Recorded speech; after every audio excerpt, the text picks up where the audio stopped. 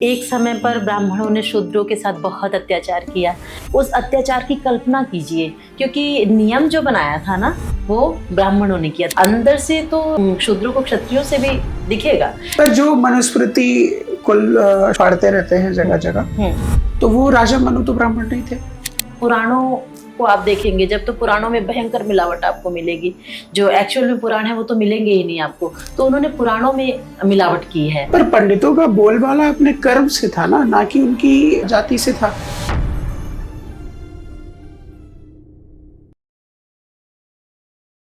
अच्छा, एक प्रश्न काफी व्यक्तिगत होगा आपके लिए वैसे, क्योंकि आपके प्रोफेशन से जुड़ा है, और मैं इसलिए भी पूछ रहा हूँ क्योंकि समाज में जिस तरीके से धर्म और जातियों को लेकर एक अंतर मुझे लग रहा है बढ़ता जा रहा है, ये घटने के बजाय बड़ा हैरानी हो रही है मुझे कि 21वीं शताब्दी में इस चीज़ को कम होना चाहिए था, पर मुझे लग रहा है कि हर इंसान अपनी जाति और धर्म को पकड़ के बैठ गया है, बिल्कुल ऐसा एक माहौल बन गया है।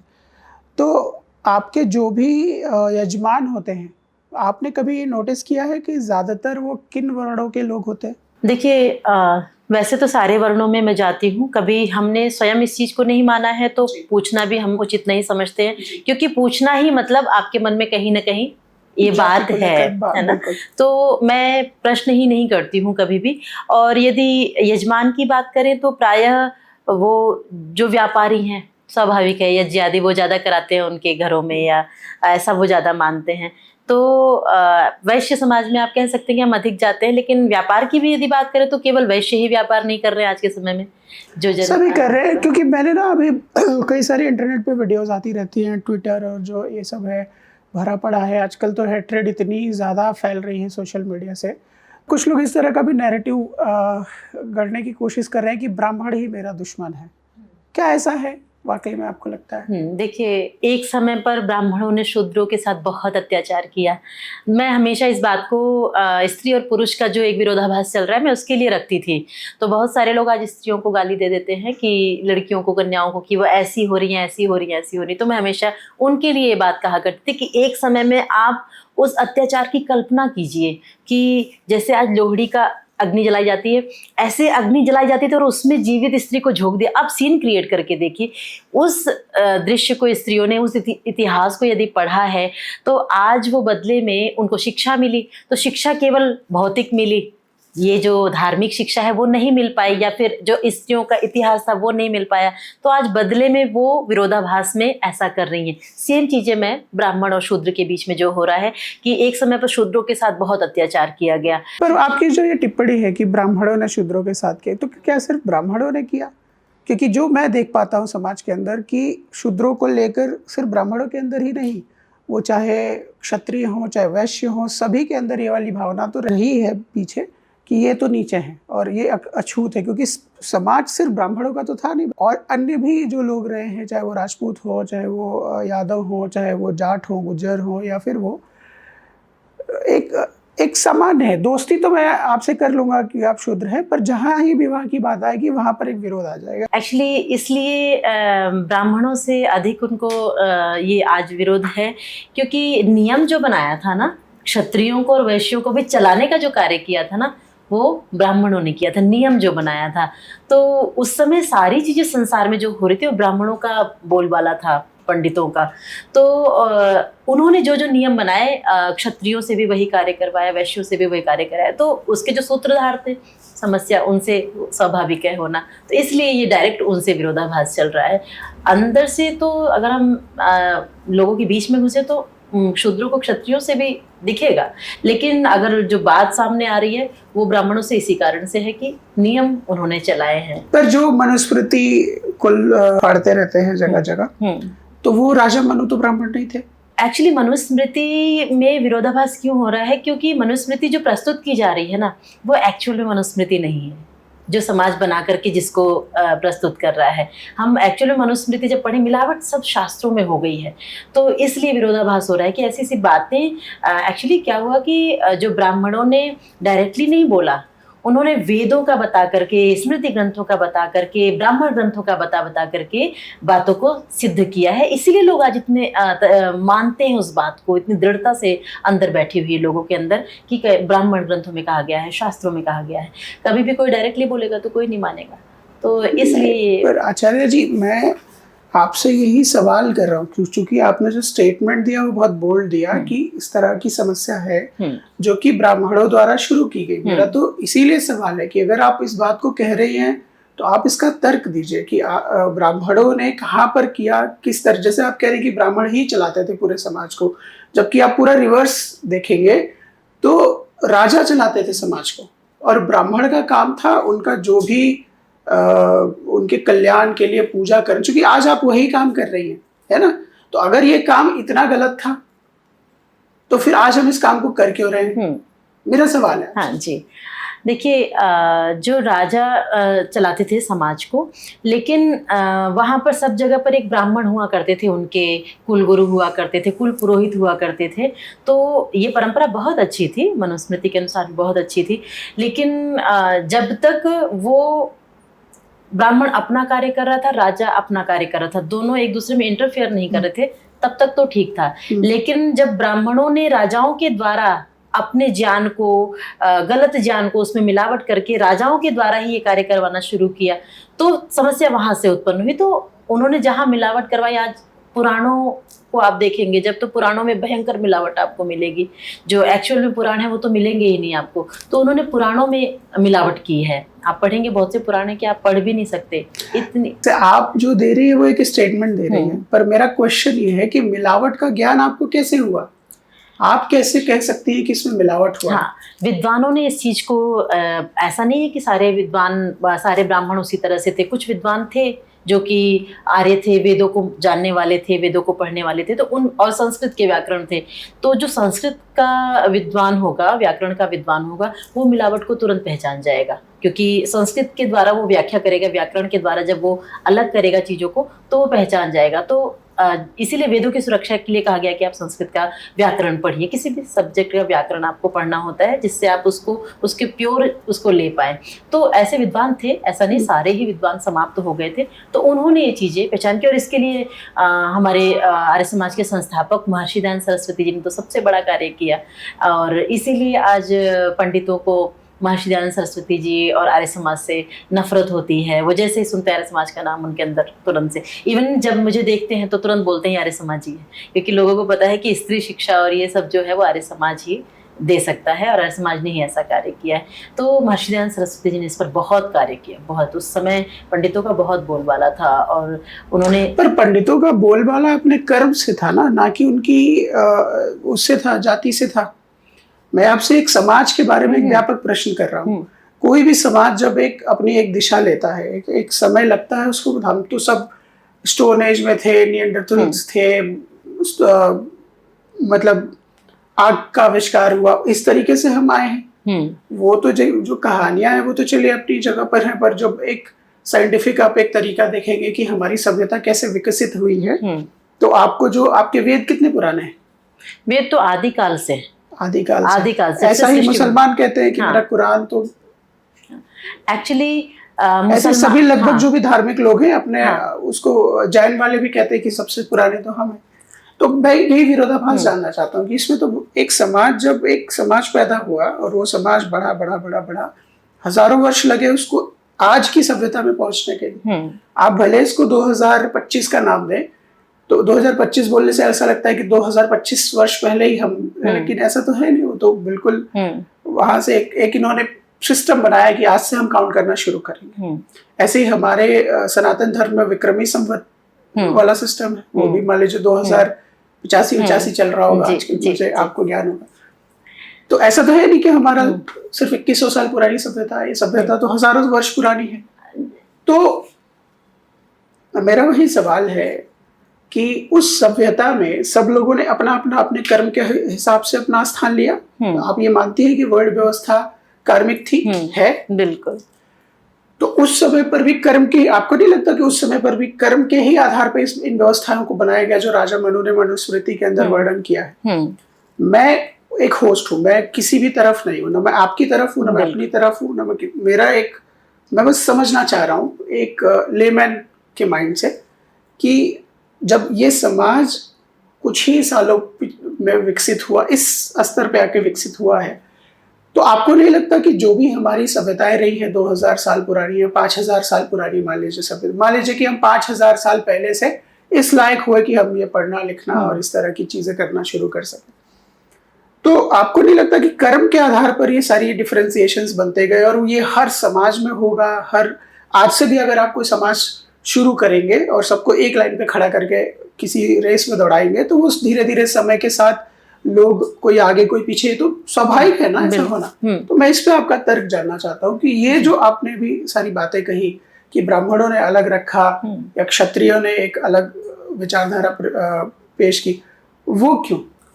देखिए, मैं जो बताना चाह रही हूँ ब्राह्मणों की बात, कि महाभारत के 5000 वर्ष के पश्चात भी 400 वर्ष तक जो समय रहा, वो पूरा जो वैदिक काल था उसको समाप्त करने का जो एक प्रोपगंडा चल रहा था, जो एक षड्यंत्र चल रहा था, वो उस समय पूरी तरह से ब्राह्मणों, जो जन्म से ब्राह्मण है, इन्होंने ये करना शुरू किया कि जो जन्म से ब्राह्मण है वो ही ब्राह्मण है, ये व्यवस्था लाने की कोशिश की, ये कार्य किया। उस बीच के समय में भी कर्म से वर्ण व्यवस्था समाप्त हो चुकी थी। ये दोबारा से महर्षि जान ने जब आए हैं तब उन्होंने ये वर्ण व्यवस्था पुनः लेकर के आए हैं। वो 400 वर्ष बिल्कुल एकदम अंधकार के चल रहे थे महाभारत के पश्चात। तो उस समय जन्म से जो ब्राह्मण थे ना, उन्होंने बहुत सारी चीज़ें खराब की और पुराणों के माध्यम से अपनी बातें रखने की कोशिश की। तो अच्छा, ये जो आप बोल रहे हैं कि 2025 या फिर 2085 यहाँ से हमारी संस्कृति, हमारी संस्कृति तो तब से है जब से सृष्टि की उत्पत्ति हुई। 1,96,8,01,26 वर्ष हम इस वर्ष मना रहे हैं, तो इतनी पुरानी ये संस्कृति है, ये बहुत छोटी नहीं है। मुसलमानों, मेरा क्वेश्चन संस्कृति पे है ही नहीं, मेरा कोई टारगेट नहीं है, पर मैं एक साइंस स्टूडेंट की तरह इसको देखना चाह रहा हूँ कि जब हमारी मेरा सवाल समझिए, मेरा सवाल ये है कि जिन वर्ण व्यवस्थाओं का हम विरोध कर रहे हैं, क्या आज हम उससे बाहर हैं? क्या आज हम कोई एक नया सिस्टम बनाएंगे तो उसके अंदर किसी ना किसी प्रकार, हो सकता है आप उसको कुछ और नाम दें, आज क्या लोग पैसे से आगे पीछे नहीं चल रहे? जैसे आज अर्थ प्रधान हो गया देश या समाज जो है अर्थ प्रधान हो गया, तो क्या आज पैसे का डिफरेंस नहीं हो रहा है? या पैसे के डिफरेंस, एक मुसलमान है जो अति गरीब है या एक दलित है जो अति गरीब है, उसी प्रकार से ब्राह्मण भी है जो अति गरीब है, उसी प्रकार से एक ऐसा दलित है जो कि काफी, जैसे हमारी देश में IAS हुई टीना डाबी, उनके माता पिता दोनों उसी रैंक के अधिकारी थे, तो उनके साथ तो वो डिफरेंसेस नहीं हुए होंगे। तो मेरा ये सवाल है कि अगर उनको क्यों नहीं होते वो डिफरेंसेस, क्योंकि ज्ञान के माध्यम से उन्होंने अपने आप को उच्च बनाया और एक अर्थ, उनको आर्थिक रूप से संपन्न थे तो समाज में एक एक्सेप्टेंस उनको मिलती है। तो मैं यही जानना चाह रहा हूं कि जो ये हम विरोध कर रहे हैं, क्या 2000 साल पहले या 5000 साल पहले हम कुछ किसी और समाज की स्थापना करते जिसके अंदर कोई वर्ण व्यवस्थाएं नहीं होती, तो भी ये समाज 5000 साल में एक ऐसी जगह नहीं पहुंच जाता जहां पर किसी और नाम से, किसी और चीज में डिफरेंसेस होते? हाँ, बिल्कुल। क्योंकि आज हम फिर से भी जिस चीज को सुधारने की बात कर रहे हैं और हम दोबारा वही कर रहे हैं। हाँ, पुनः बहुत सारी दूसरे रूप में गलतियां आ रही हैं। मैं वही कह रहा हूँ कि आज तो हम दोबारा वही कर रहे हैं कि आप अगर आप मान लीजिए कि आप, मुझे ब्राह्मण मैं हूँ और मुझे आप मेरा कर्म आज के डेट में ब्राह्मण नहीं है, मैं अपना एक काम करता हूँ, पर आप मुझसे इसलिए हेट करें कि मैं ब्राह्मण हूं, तो आप आज सेम काम नहीं कर रहे जो हम आज के आपके 500 साल पहले या 1000 साल पहले आपके साथ हुआ। मेरा ये प्रश्न है, पूरी एक समग्र जनता उस पे आप नहीं, बिल्कुल। देखिए, किसी भी रूप में अगर हम चीज़ों को बिगाड़ रहे हैं, आज चाहे धन को लेकर के, गरीबी अमीरी को लेकर के बिगाड़ रहे हैं, तो इस बात को भी हमारे ऋषियों ने कहा है कि अमीरी गरीबी, आप किसी भी चीज़ को लेकर के असमानता यदि फैला रहे हैं तो वो गलत है। आपको मतलब सभी समान है ना, चाहे कोई धन से अमीर है तो कोई दूसरी चीज़। तो इस तरह से हम जब तक समानता लेकर के नहीं चलेंगे, हर व्यक्ति अपने क्षेत्र में अपना एक स्थान है उसका, तो जब तक ये नहीं करेंगे तो फिर से दूसरे रूप में बुराइयां आएंगी और फिर से परेशानियां बदलेंगी। तो आज हम कर्म के लिए नहीं लड़ रहे हैं तो दूसरी चीज़ों के लिए लड़ रहे हैं, तो ये आगे आने वाले समय में ये भी नुकसान तो करेगा। क्योंकि मैं तो व्यापक रूप से ये देख रहा हूँ कि अगर आप अपनी जात को जितना ही पकड़ के बैठ रहे हैं उतना ही आप डिफरेंसेस क्रिएट करेंगे। अगर आपके साथ अन्याय हुआ है, अगर आपको लगता है कि जातिगत रूप में आपके साथ एक डिफरेंस किया गया है, तो वो व्यापक रूप से पूरे समाज ने किया है। और क्या ये तरीका सही है कि आप जैसे इजराइल और गाजा वाली हालत है कि आप मार्जिनलाइज्ड हैं तो आप मार्जिन पे खड़े होकर सबको फिर गाली देने लगे? क्योंकि जो मैं समाज देखता हूँ उसमें ऐसा तो नहीं है कि सभी लोगों के अंदर वही विचारधारा है। अगर होती तो मैं नहीं करता, बिल्कुल बिल्कुल, अगर होती तो हम नहीं बैठे होते, हम नहीं बात कर रहे होते। बिल्कुल। तो ऐसा तो है नहीं कि आप सबको ही जनरलाइज कर दें या मैं सबको जनरलाइज कर दूं कि अगर कोई ब्राह्मण नहीं है तो वो इस विषय पे बात करने लायक नहीं है। नहीं नहीं, बिल्कुल बिल्कुल ठीक है आपकी बात कि यदि आज हम उस पुराने उसके लिए हम बदले वाली स्थिति में आ रहे हैं तब तो वो गलत है। हमें आज यदि कोई ब्राह्मण सही है हमारे लिए तो हमें उसको उस ब्राह्मण जाति से या फिर ब्राह्मण वर्ण से हटा करके ही देखना चाहिए, सबको ही हम सजा नहीं दे सकते। तो बिल्कुल आपकी बात सही है। ब्राह्मणों के अंदर भी ऐसे बहुत सारे हाँ। ब्राह्मण मुझे भी मिलते हैं समाज में जो अगर पांडित्य कर्म करा रहे हैं तो उनका ज्ञान उतना ही है कि यहाँ पर ये फूल चढ़ाइए, यहाँ पर ये दक्षिणा चढ़ाइए, या यहाँ पर ऐसे कर दीजिए, ऐसे कर दीजिए। मुझे तो मोटा मोटी ये समझ में आता है कि कोई भी भगवान होंगे तो वो भाव से सबसे अधिक खुश और प्रसन्न होते होंगे। किसी भी कर्म या किसी भी, वो एक तरीका है मुझे भगवान, क्योंकि बहुत सारे लोग राधे कृष्ण को भी या कृष्ण जी को बाल रूप में रखते हैं। आपने देखा ही होगा कि उनको वो हर सुबह उठाते हैं, नहलाते हैं, खिलाते हैं, भोग लगाते हैं। तो वो हमारे धर्म में तो ऐसा है कि भगवान को अपना बच्चा मान के भी पालने की, उस तरीके से भी उनकी स्तुति करने का एक तरीका निकाला गया है। तो मेरा यही सवाल है कि क्या मैं इन प्रक्रियाओं को, इन व्यवस्थाओं को, इन तरीकों को मानूं, या ये मानूं कि एक सभ्यता थी जिसने जन्म लिया और एक समय में बहुत सारा समय लगाकर उन्होंने ये तरीके ढूंढे कि ये तरीका काम करता है या इस तरीके से हम भगवान से ज्यादा। क्योंकि अगर आप हमारी सनातन की व्यवस्थाओं की कहानियां भी सुनेंगी तो उसमें कई जगह ऐसा वर्णन आएगा कि अनजाने में पानी गिर गया, अनजाने में बेलपत्र गिर गया और शंकर जी प्रकट हो गए। तो कई बार ये होता है कि वो मतलब इससे ये साबित होता है कि प्रक्रिया महत्वपूर्ण है। और कई बार ऐसा साबित होता है कि कुछ नहीं मुझे पता है, मुझे कोई किसी चीज का ज्ञान नहीं है, कोई छोटा बच्चा है जैसे हिरण्यकश्यप वाले उसमें कि भैया मेरे भगवान मुझे बचाएंगे, और बचाते हैं। तो कई बार भाव महत्वपूर्ण हो जाता है। तो ये बहुत बड़ा तर्क का विषय है मुझे लगता है, जिस पर हमें और बात करने की आवश्यकता है। बिल्कुल बिल्कुल। देखिए, मैं तो जब भी मंडप पर होती हूँ या फिर फ़ोन पर भी जब मेरी बात होती है फर्स्ट, तो मैं इस बात को बहुत ही विशेष रूप से रखती हूँ कि भगवान कभी भी भगवान को धन या किसी वस्तु की आवश्यकता नहीं है ना।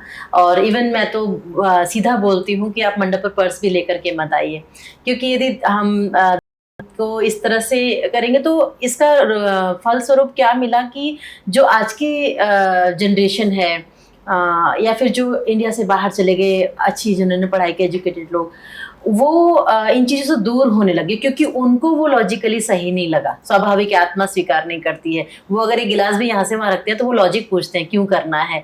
तो जब ये पूछा गया तो जो ऐसे पंडित बन करके आए थे कि दादा परदादा जो थे वो मेरे पंडित थे, उसके बाद हमने उनकी परंपरा को केवल फॉलो किया है और स्वयं ज्ञान नहीं अर्जित किया है, तो कहीं ना कहीं ये एक मार्केट से सिर्फ चलने लग गई थी धन को लेकर के कि, और मैं ये कहूँ कि विवाह स्थल, विवाह मंडप तो पूरी दुकान ही बन चुकी है, आज भी बन चुकी है कि विवाह संस्कार अगर किसी पंडित के पास आया तो बहुत बड़े। मैं आज का समाज बताता हूँ आपको, मुझे नहीं लगता कि आज सिर्फ ब्राह्मण होने से किसी को सम्मान मिलता है या दलित होने से किसी को हेट्रेड मिलती है। ये जो भी मुझे लगता है कि ये इस तरह की बातें फैलाई जा रही है ज्यादातर दलितों के दिमाग में, वो उनके राजनेताओं द्वारा फैलाई जा रही है। हाँ, बिल्कुल। क्योंकि मैं जिस गांव में रहता हूँ वहां पर दलित जनसंख्या काफी अधिक है और मैंने साहचर्य देखा है कि ब्राह्मण, क्षत्रिय, वैश्य और शूद्र सब साहचर्य से रहते हैं और अभी तक रहते आए हैं। ये जो सोशल मीडिया का जमाना है इसमें ज्यादा होने लगा है कि आपने भी हमारे साथ ये किया, आपने, जबकि हमारे यहाँ पे ये सब हुआ होगा, मैं उसके लिए मना नहीं कर रहा। तो क्या ब्राह्मणों के साथ कहीं इस दुनिया में गलत नहीं हुआ है? क्या मुसलमानों के साथ इस दुनिया में कहीं गलत नहीं होता है? क्या क्षत्रियों के साथ, वैश्यों के साथ कहीं इस दुनिया में गलत नहीं होता है? तो अगर एक समाज इतना बड़ा है, व्यापक है, क्या जैसे ज्यूस लोग थे, उनको हिटलर ने पकड़, आपको पता ही है कितने लाखों लोगों को मारे गए, तो क्या वो आज बैठ जाए इस चीज में कि जितने आज एंटी ज्यूइश जो लोग हैं या जर्मनी के जो लोग हैं उनको मार के खत्म कर मैं ये जानना, मैं कह मेरा वो है, क्योंकि आप घृणा से, आप लड़ाई से, तो आप दोबारा बेहतर समाज की का निर्माण, क्योंकि आप फिर से एक डिफरेंस क्रिएट करके खड़े हो जाएंगे। बिल्कुल। तो जो नए बच्चे, जो नई पीढ़ी है, जो मैं अपनी पीढ़ी की बात कर रहा हूँ, जिसके मन में ऐसा कोई जाति को लेकर, धर्म को लेकर भेद नहीं है, पर अगर आप ऐसा करेंगे तब तो हो जाएगा। बिल्कुल।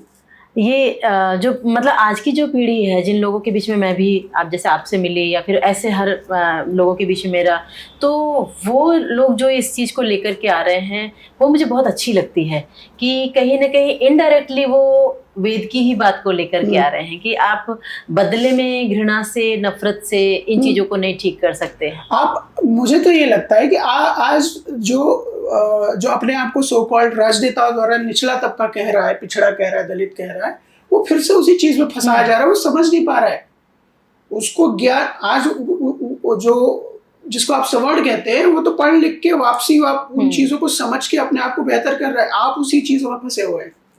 मेरा तो आपसे विनय ये है कि आप भैया पढ़िए, बिल्कुल, आप ज्ञान अर्जित करिए, ताकि जब मैं सवाल पूछूं आपसे तो आप उसका एक तर्क देकर मुझे चुप करा सके। बिल्कुल। और जब आप ऐसा कर पाएंगे तो आपको सम्मान सब कुछ मिलेगा, क्योंकि संत रविदास को भी इसी समाज ने सम्मान दिया था। मीराबाई के गुरु थे वो। बिल्कुल। आज आप सिर्फ उनकी मूर्ति रखते हैं और आप एक इधर से उधर आप उनका मूर्ति लेकर जाते हैं, विसर्जन करते हैं, हल्ला मचाते हैं, हथियार रख के चलते हैं, तो आप क्या संदेश देना चाहते हैं? तो मैं तो उन परंपराओं के खिलाफ हूँ। वो जो आज आप कर रहे हैं कि आप कहीं जाकर मूर्तियां तोड़ दे रहे हैं, चाहे वो कोई भी कर रहा हो, या आप कहीं जाकर किसी मुसलमान को बेवजह गाली दे रहे हैं, या आप उसको वो कर दे रहे हैं, किसी अन्य धर्म के ऊपर कोई आक्षेप लगा रहे हैं, किसी के कुछ सिस्टम पे कर रहे हैं, या आप किसी की एक्टिव, जैसे अभी पहलगाम में अटैक हुआ, हमने सारे मुसलमानों को टेररिस्ट बता दिया, अच्छे लोगों ने बता दिया उस गुस्से में। तो आचार्य जी, हमारी बातचीत के बीच में आया आर्य समाज, आप थोड़ा सा उसके ऊपर प्रकाश डालिए कि आर्य समाज क्या है और आज आर्य समाज में किस तरह के बदलाव लाने की कोशिश कर रहा है। जैसे कि आपने बताया कि आप आर्य समाज के ही गुरुकुल से पढ़े जी, क्योंकि मेरे मन में ये भी प्रश्न था कि चूंकि आर्य समाज का गुरुकुल था, शायद इसीलिए प्रवेश भी मिला होगा।